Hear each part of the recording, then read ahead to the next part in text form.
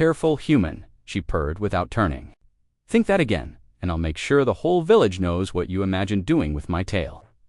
If you love stories where humans change everything through heart, not power, make sure to subscribe for more HFY Sci-Fi tales like this one. The twin sons of Valhera bled through the jungle canopy like molten gold, spilling light over the Terran outposts, half-built towers, and tangled roots of alien flora. The air shimmered with distant hums of psionic energy, currents only the locals could sense. And among them stood Aaron Kale, human engineer turned reluctant diplomat, staring helplessly as a beautiful orange-furred vulpine woman tilted her head, eyes glinting with too much amusement for his comfort. He hadn't said a word, but she already knew what he was thinking. Worse, she smiled about it. The first thing Aaron Kale learned about Valhera was that it was too quiet. Not quiet like peace, quiet like the forest itself was listening. The trees breathed, the ground hummed, even the rivers whispered secrets through the stones. And if that wasn't unsettling enough, the people, the Vulpites, were polite, musical, and so damn serene that he felt like an intruder just by existing. He was supposed to be here 2 weeks tops, rebuild the downcom relay, send some diagnostics, maybe drink a local brew or two before shipping back to orbit.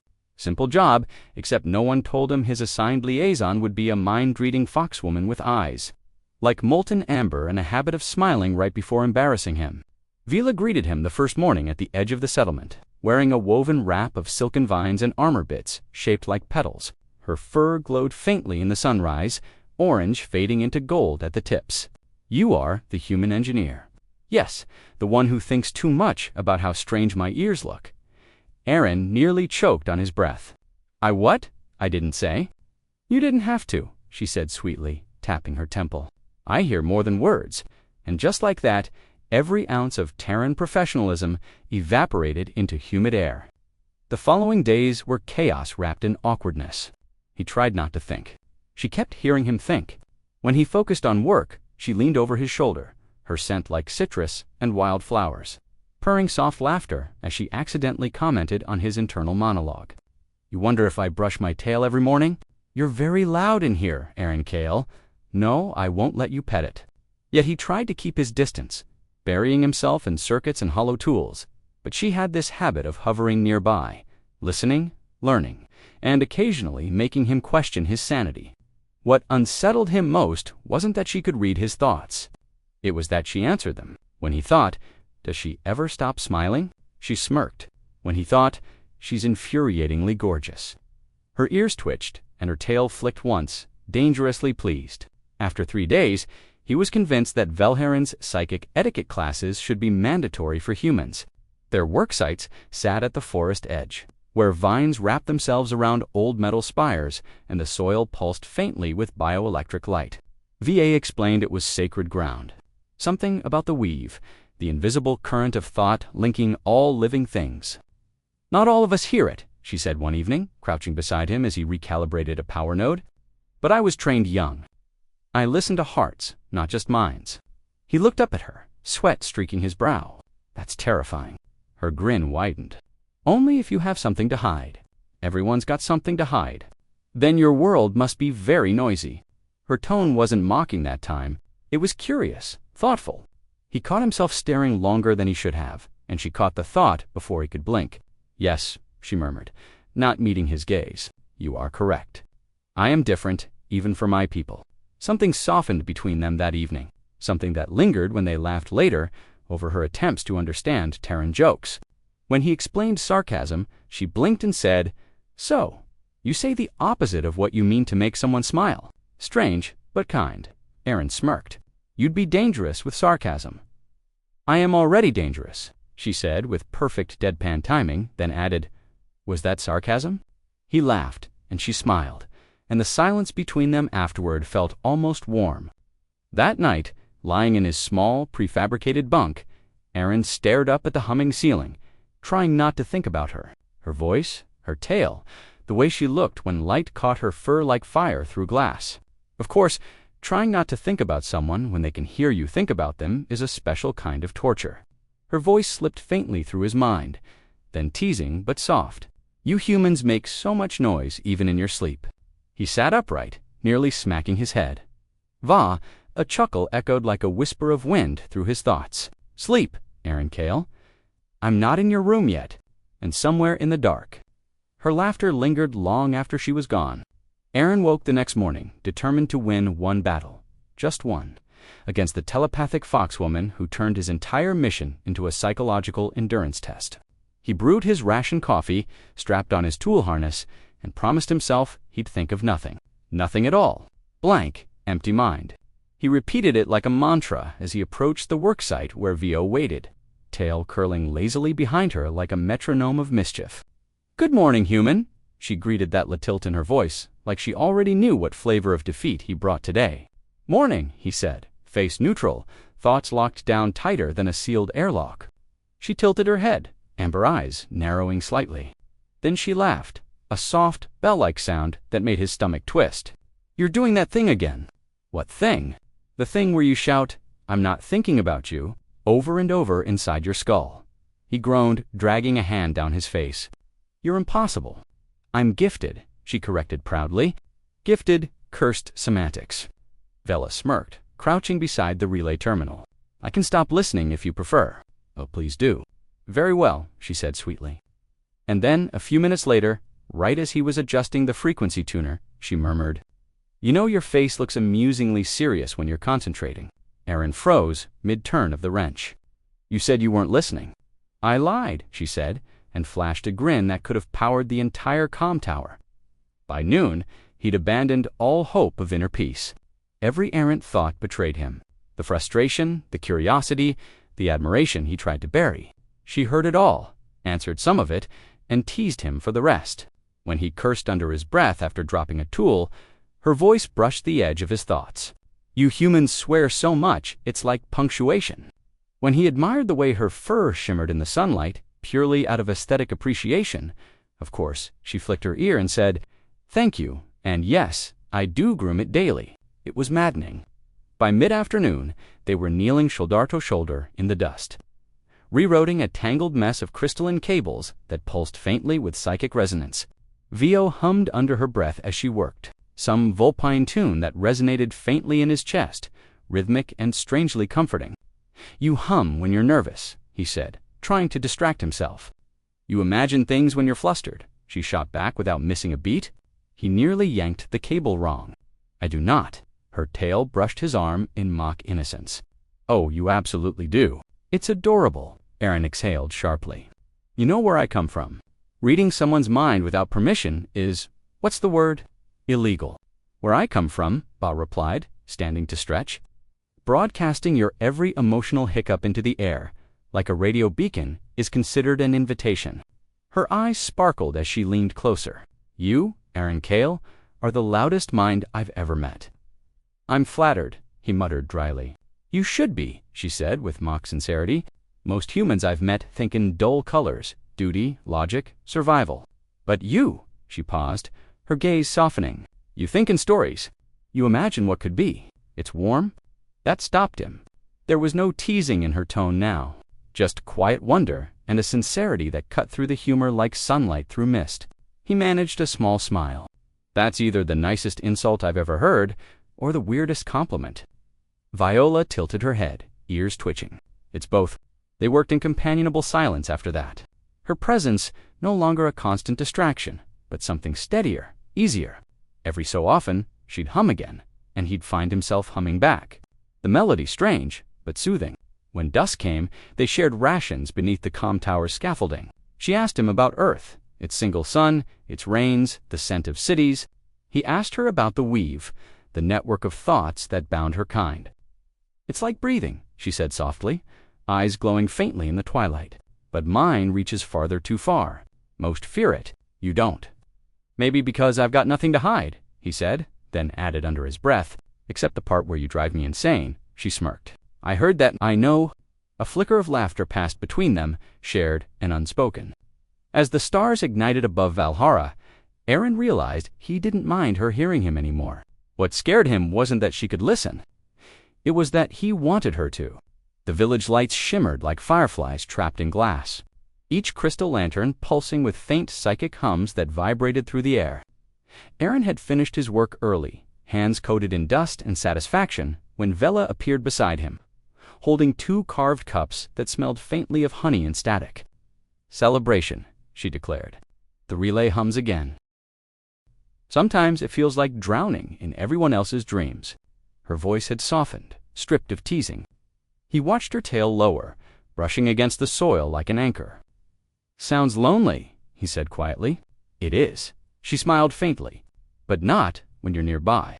Your thoughts are loud but clear. Simple things. Honest things." Aaron wasn't sure if that was an insult or a compliment. "Simple, huh?" "Like sunlight through a leaf," she said, eyes distant. "When I listen to humans, I can almost remember what peace used to sound like." Something fluttered in his chest, unexpected and dangerous. "You've been reading too deep," he said gently. "I can't help it." She took another sip. "You hum when you work. You imagine things when you're bored. You worry about hurting people even when no one's asked you to." "Stop making me sound decent," he muttered. "You'll ruin my reputation." Vela laughed, and it was music, real and psychic, brushing through his thoughts with warmth. But as the night deepened and their drinks disappeared, that laughter began to warp. He felt at first a flicker of emotion, not his own. Curiosity, affection, something bright and embarrassed, tangled together. Then her mental voice, soft and startled. "Oh, stars. He really doesn't know how beautiful he looks when he smiles." Aaron blinked, staring. Vela, her eyes widened. "Oh, no, I didn't. You just forget you heard that." "I didn't hear it," he said, grinning. "You broadcasted it." She covered her face with her hands for fluffing at the ears and mortification. "It's the drink. It lowers barriers.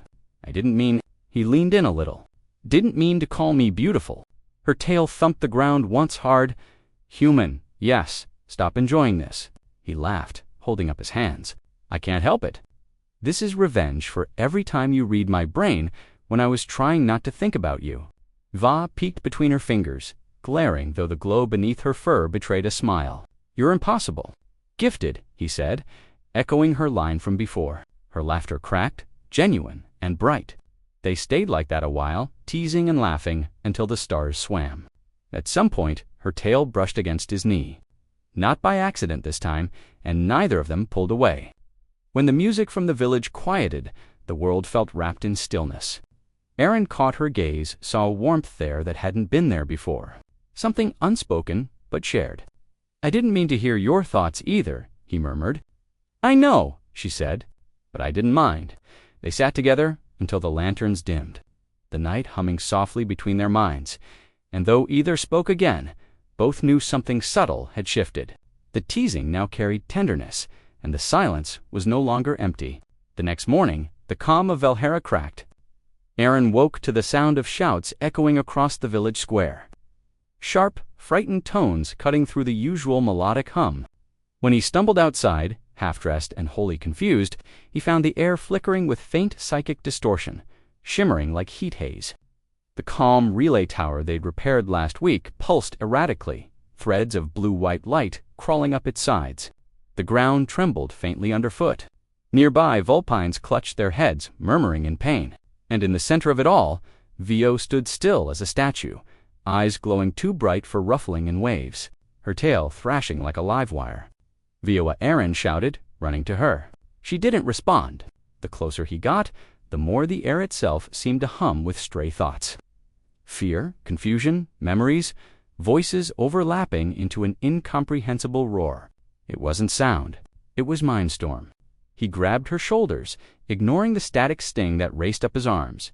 Vioa, hey, focus on me. Her lips parted, breast shaking. Too many, she whispered, voice trembling through both air and thought. They're all shouting. Can't shut it out. Her mental voice cracked like glass. Aaron didn't think, he just acted. He pulled her into his arms, grounding her against him, his voice low and steady. Listen to me. Just me, okay? No one else? You're not alone. You're safe. He repeated it like an anchor, like a prayer, until the static in the air began to ebb. Slowly, her trembling lessened. The psychic noise thinned to a low, dull throb. She clung to him, forehead pressed to his shoulder, eyes dimming back to gold. I could hear everyone. I figured. He exhaled shakily, trying to joke despite the tension. Next time, maybe schedule your telepathic meltdown after breakfast. She let out a breathless laugh against his chest. You're insufferable, but effective. It took hours for the storm to fully subside. By the time the relay stabilized, the suns were sinking low, painting the forest in amber and copper. Vela sat on a rock near the edge of the clearing, still pale under her fur. Aaron sat beside her, arms on his knees, exhausted but unwilling to leave her side. The relay amplified the weave, she murmured. I thought I could contain it, but the psychic lattice reacted. Every thought within 10 miles flooded in. Sounds like my first week in boot camp, he said dryly, except less telepathy, more yelling sergeants. Vila's tail flicked weakly. You joke even now. It's a survival mechanism. He smiled faintly. Helps when I'm terrified out of my skull. She turned her head to look at him then. Really? Look, you were scared for me. Of course I was. The simplicity of it seemed to stop her. For once, there was no teasing, no smirk, just quiet wonder. You shouldn't have been able to reach me. No one else could. He shrugged. Guess I'm stubborn. Her ears twitched, and a soft smile curved her lips. Or maybe your thoughts are louder than everyone else's. Aaron chuckled. You say that like it's a compliment. It is. A silence settled between them. Not awkward, but heavy with the unspoken. The forest hummed softly, though we finally quiet again. VA's eyes shimmered faintly as she studied him. When you touched me, she said quietly. The noise faded like a wall, went up between me and the storm. Guess I'm good for something after all. Her hand reached out, brushing his more than you think. He looked down, their fingers almost but not quite touching. You're not reading me right now, are you? No, she said softly. I'm listening the old way. That answer did something to his chest, something unfamiliar and warm. She looked away, tail curling loosely around her legs. When I was inside the storm, I heard you, not your words, your heartbeat. It was steady human, he swallowed. That's supposed to be rare for me. Yes, they sat there until the suns dipped beneath the canopy and the air cooled into twilight. VO leaned gently against his shoulder, exhaustion pulling her eyelids down. He didn't move. When she finally whispered, "Thank you," it came through both voice and thought. Quiet, sincere, and threaded with something new. Aaron smiled faintly into the dark. Anytime. Fox, careful, human. Her sleepy thought brushed through his mind. Keep calling me that, and I'll start liking it. Morning broke slow and golden over mist clung to the roots, curling around the vines like silk smoke. The storm had passed both the psychic one and the emotional kind, and Aaron felt lighter, though he never admitted aloud. He woke early, the camp quiet, save for a few distant bird-like cries. His routine was muscle memory, boots, shirt, tools, water flask. But today, there was no work to distract him. The relay was fixed, the diagnostic stable. For the first time since arriving, he could breathe. He decided to walk the forest paths to clear his head, or at least pretend he could. His thoughts kept circling back to her. Vela, every flicker of her smile, every tilt of her head when she listened. Every moment she turned teasing into something that almost felt like care. It all lingered, impossible to shake. He followed a narrow trail that led down toward the river's edge, sunlight breaking through the canopy in molten streaks. The air smelled faintly of sweet sap and rainwormed stone. Then he heard it, soft splashes, the sound of someone moving through water. He froze. Through the mist, down in a shallow clearing, Vela stood waist-deep in the stream. Her back was to him, for slick with water, glowing faintly in the morning light. She moved slowly, unhurried, washing the remnants of sleep from her face and arms. Her tail floated on the surface, silver-tipped and shimmering.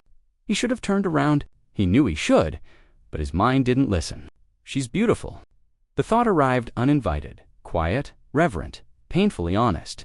More followed, less than decent. And in that same instant, her ears twitched. Her head tilted just slightly to the side. Oh no! Her voice purred softly across the space between them. Smooth as silk and twice as dangerous. Careful, human. I can hear everything.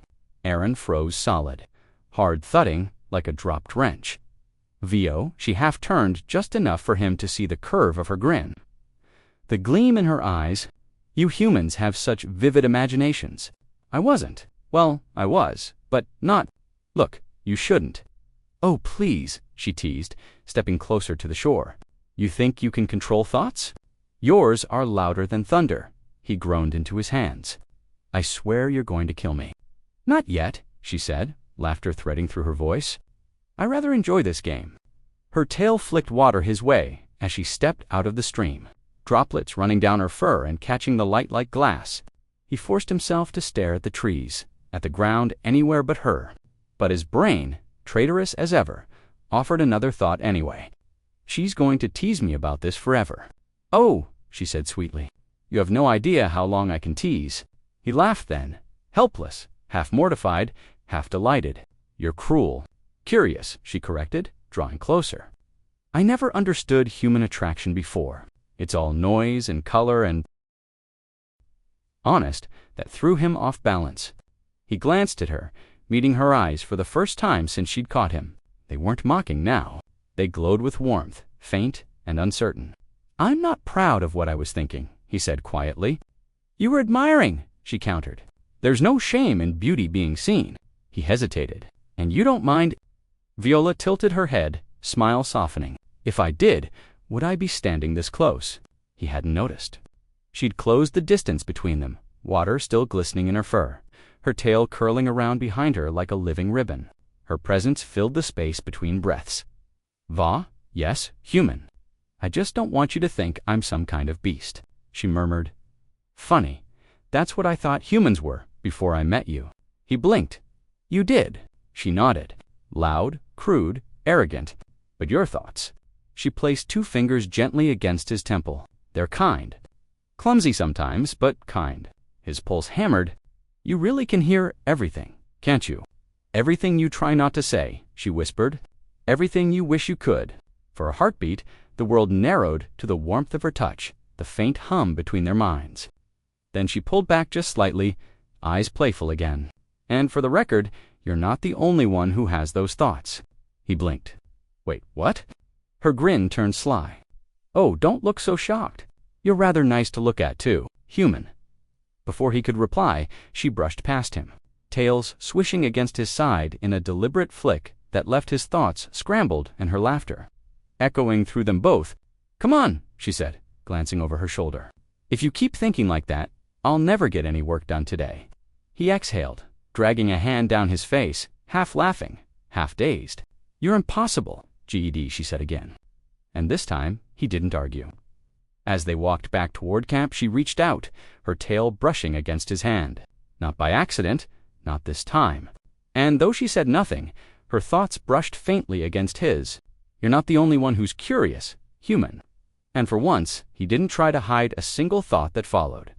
Rain rolled in before noon, thick and warm, drumming against the canopy like 1,000 tiny drums. The sky turned copper gray, the air heavy and electric. Aaron and Vela barely made it back to camp before the first thunder cracked. The outpost's prefabed shelter groaned as the storm intensified, lights flickering from the humidity. Aaron sealed the outer door and turned only to find VA standing there, soaked for flattened against her frame, droplets sliding down her cheeks like tiny diamonds. Don't look at me like that, she said, wringing water from her tail. I wasn't, he lied, her lips curved. You were, he sighed, gesturing toward a thermal blanket. You'll catch a chill. I don't get chills, she said, taking the blanket anyway. We're built for storms. Then humor me. She wrapped the blanket around herself, tail and all, the fabric barely covering the length of her frame. When she sat across from him on the floor, the faint shimmer of psychic warmth radiated through the small room like a quiet heartbeat pulsing between them. For a while, the only sound was the rain. Then, Violet broke the silence softly. You think too loudly when you're nervous. I'm starting to think that's my default state around you. Perhaps she tilted her head, studying him. But your thoughts, they've changed. He frowned. Changed how? They used to be full of worry, doubt, you wanted to prove yourself. Now they are warm, curious. Her gaze held him. When you look at me, you think about us. Aaron felt heat rise in his neck. You're not exactly making it easy to stay professional. VA's tail flicked beneath the blanket. Professional is overrated. He laughed quietly, shaking his head. You really enjoy doing this to me, don't you? Yes, she said simply. Then her tone softened. But not just a tease. Something fragile entered her voice, and he noticed for the first time that her usual playfulness had faded. The ember in her eyes dimmed, replaced by something uncertain. "Viola," she hesitated, tail curling tighter around herself. "You humans, you fall so easily. You open your minds without walls, your hearts without fear. It's reckless." "That's one way to describe it." "It's dangerous," she said. "When I link with someone, even a little, I feel what they feel. Most minds are noise, but yours," she exhaled, eyes fluttering closed. "Yours is like standing too close to a fire. It burns." It means he leaned forward slightly. "And that scares you." She met his gaze. "Yes," he thought for a moment, then spoke gently. "You said once that humans think in stories. Maybe that's what this is, a story we haven't finished yet." Her ears flicked up at that cautious hope flickering in her expression. "And how does your story end, human?" "Don't know," he said honestly. "But I'd rather write it with you than guess at it alone." Vila's breath caught. Then she laughed softly, a sound that trembled at the edges. "You always find the right words. Only because you keep reading the wrong thoughts." Her smile returned faint but real. She shifted closer, the air between them humming with quiet tension. "If I let myself feel what you feel, there will be no going back." "Then don't go back," he said. "Stay here, stay with me." For a heartbeat, either moved. Then VA reached out and pressed her forehead lightly to his. The contact was electric. Not just skin, but thought, emotion, everything. He felt her curiosity, fear, longing, the echo of loneliness that had haunted her since she'd first touched the weave. And beneath it all, something bright and fragile. Want. Her mental voice trembled through his mind, soft as rain. "You'd really let me in completely already have," he whispered back. Their breaths mingled. The weaves shimmered faintly between them, threads of light rippling along her fur. For a moment, the entire world shrank to that space between their hearts. Then she pulled back, eyes glassy but smiling.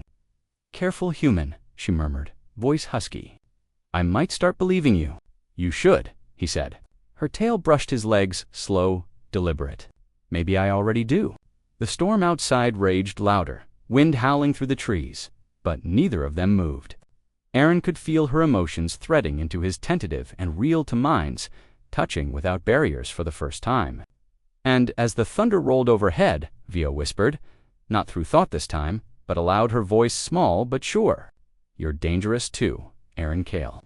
He smiled faintly. "Guess we're even then." The storm had passed by dawn, leaving the air washed clean and heavy with promise. Rain still clung to the leaves like jewels, the forest steaming softly in the golden light. Aaron and VA stood on the ridge above the valley, watching the morning mists rise from the glowing river below. Neither spoke for a long while. Their silence was a language now. Every breath, every pulse between their minds, a quiet exchange of meaning. When she finally turned to him, her expression was unreadable. "There is something my people do," she said. When two souls decide to trust each other beyond doubt, he raised a brow. "Sounds serious?" "It is. It's called the weave bond, a joining of thought and spirit." Her eyes softened. "It can't be undone." Aaron's throat tightened. "Like marriage." Violet tilted her head, amused. "Closer than that. If I bond with you, you will hear me always, even from across stars. My fears, my dreams, my truth." He hesitated, not out of fear, but all, "and you'd hear mine." "I would." She stepped closer, tail brushing lightly against his arm. "But only if you choose to share them." For a moment, the only sound was the soft rustle of her fur in the breeze. Then he smiled, faint and steady. "You already hear half my thoughts anyway. Might as well make it official." Her laughter shimmered through the air, warm, musical, and laced with disbelief. "You are either brave or foolish." "Human," he grinned. "Why not both?" She studied him, eyes bright with something deeper than amusement, something vulnerable. "Then kneel, Aaron Kale." He obeyed without question.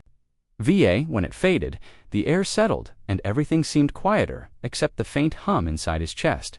He could still hear his own heartbeat, but now there was another rhythm layered with it. Hers. She opened her eyes. "It is done." Aaron blinked, dazed. "That's it. No fireworks, no headache." Violet smiled, faint and sly. "Wait until I get angry." He laughed, then sobered as her expression softened again. "Do you feel it?" she asked. He nodded slowly. It's like you're standing right behind my thoughts, and you're behind mine. For a moment, Ether spoke. They didn't need to. Their emotions blended at the edges. Curiosity, affection, the quiet, unspoken certainty of us. Then a shout echoed from the village below. Vulpines were gathering near the comm relay, their psychic lights flickering with agitation. They feel it, VA murmured, tail lowering. The bond isn't subtle. They know what I've done.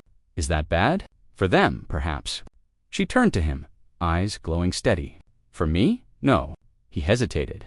You'll get backlash for this, won't you? Yes, she smiled faintly. But I'm used to noise. And you, her voice echoed softly in his mind, are worth the volume. He felt her amusement through the link before she spoke aloud. Come, if they're going to shout, we might as well face them together. As they descended toward the village, whispers rippled through the air, real and psychic alike. Some stared in wonder, others in disapproval. But Vela walked with her head high, tail swaying like a banner of defiance. Aaron followed a step behind, half expecting hostility. Instead, the eldest of the Vulpines approached, eyes shimmering faintly with the weave's light. You joined a human? The elder asked, voice heavy with disbelief. VA's answer was steady. I did. The Ellerzy's gaze shifted to Aaron, and you accept the burden of he. Expression of balance. Your tail nearly knocked over my toolkit. That was balance in progress. Her laughter echoed both in his mind and out loud from across the clearing, a sound so bright it startled the birds from the branches. He smiled without turning. Life had settled into a rhythm, an impossible, telepathic, strangely domestic rhythm. They were still rebuilding parts of the communication array for the human outpost. But now, Vela helped him by guiding psychic feedback through her link with the weave. Together, they turned an unstable network into something no one on Earth could have imagined. A living communication node, a blend of Terran tech and Vulpine telepathy. It worked because they worked. Aaron still thought too loud sometimes, especially when Vela decided to tease him mid. Once, when he was welding a support frame, she projected an image of herself lounging dramatically on the console in his mind's eye. The resulting jump nearly had him torching his own boot. Vioa, he barked aloud. Her mental tone purred sweetly. You're the one who keeps imagining it. I'm only giving you what you want. It was impossible to win arguments with someone who lived inside your thoughts, but he wouldn't have traded it for anything. The villagers had grown used to them by now, mostly. A few still stared whenever the two passed together, murmuring about the human bonded or the weave's experiment. But even that felt like background noise next to the quiet certainty between them. In the evenings, they often sat outside the village on the edge of the ridge, watching the sun set behind the violet hills. Sometimes they spoke aloud. More often, they didn't need to. One night, while the forest sang with distant voices of the weave, Aaron leaned back against a rock, arms behind his head. You're quiet tonight, he thought. Listening came her reply. The forest is full of minds. They sound calmer now, because of the relay, because of us. He turned his head to look at her. The light caught her fur, outlining her in shades of gold and tangerine. She was watching the horizon, eyes distant but warm. You know, she murmured in his thoughts, when we first met, your mind was chaos, sharp edges, too loud. But now, when I listen, it feels like home. That might be the nicest thing. Anyone's ever said to me, don't get used to it. She smiled. He felt it before he saw it, and then reached out, her tail curling around his leg. You never told me what you'll do when your mission ends, she said aloud. He shrugged. Guess I already did it. Her ear twitched. Oh, I came here to build a connection. I just didn't expect it to be with you. Her laugh was soft, genuine, careful, human. That almost sounded poetic. Guess your influence is rubbing off on me. They felt quiet again, their shared thoughts weaving together like threads.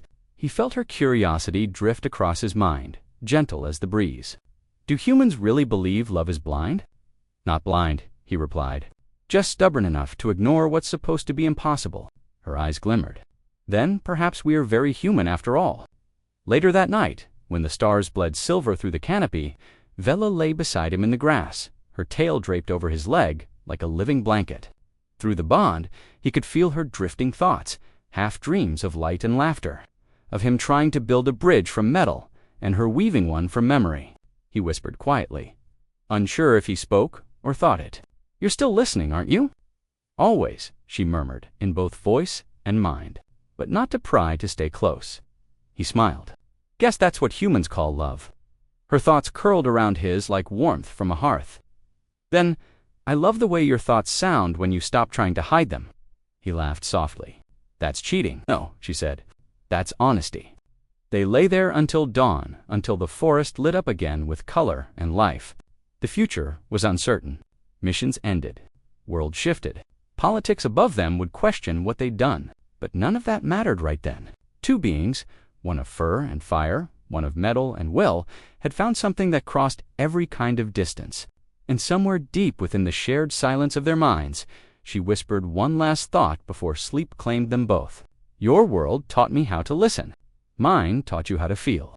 Together, maybe we can teach both how to understand. Aaron's answering thought came like a quiet smile. Then let's start tomorrow. 3 months later, the peace they built began to ripple. It started with a flicker in the comm network, a long-range Terran signal cutting through the static of the weave. The moment it reached the village, every relay crystal pulsed in sync. Aaron felt it before he saw it. A faint hum deep in the link he shared with VA, like a voice from the stars clearing its throat. They're calling you home, she thought softly. He didn't answer right away. The message scrolled across his wrist pad, short and sterile. Mission review. Velhera, relay success confirmed. High Command delegation en route. Prepare for inspection. Inspection?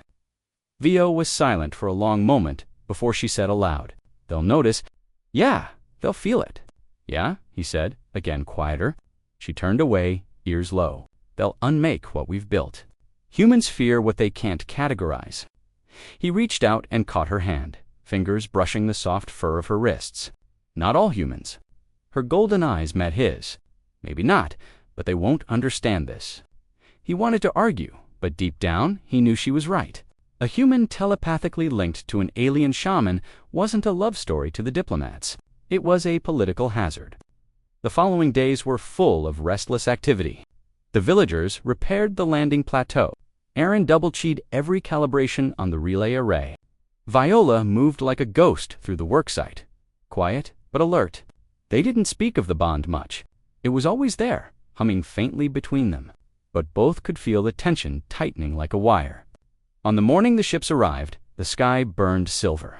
The Terran shuttles descended in perfect formation, scattering the mist. Soldiers in clean uniforms disembarked, followed by a woman in a white command coat and mirrored visor. Aaron Kale. He stepped forward, saluting instinctively. Yes, ma'am. She glanced at her pad. You've done impressive work here. The data relay's efficiency exceeded projections by 42%. Command is intrigued. Aaron forced a small smile. Glad to hear it. Her visor tilted slightly toward. Via who stood a few paces back, calm and radiant in her silence. And your liaison. The officer said, we received unusual readings during your last transmission. Something about neural interference. Aaron opened his mouth, but VA's thought brushed through his mind first. Don't lie. Don't hide. Truth is strength. He nodded faintly, then said aloud, the readings are from a conscious connection between her and me. The officer's head tilted. You're saying telepathic entanglement. Bonding, Aaron said. Mutual, voluntary. A murmur rippled through the tyrannades. The officer's mouth tightened. That's unorthodox corporal. Extremely unorthodox. VA's tail flicked once, slow and deliberate. Unorthodox things tend to build bridges, she said, her voice carrying like silk over steel. That's why he came here, isn't it? The officer stared at her a long time. And what exactly do you feel, Miss Vela, from this human of yours? VA's gaze softened, enough to know he's worth listening to. The silence that followed was heavy. Aaron's pulse thundered. The officer finally exhaled and turned away. Command will want a full debrief. Both of you. Until then, you're confined to the settlement. Do not attempt off-world contact. She left without another glance.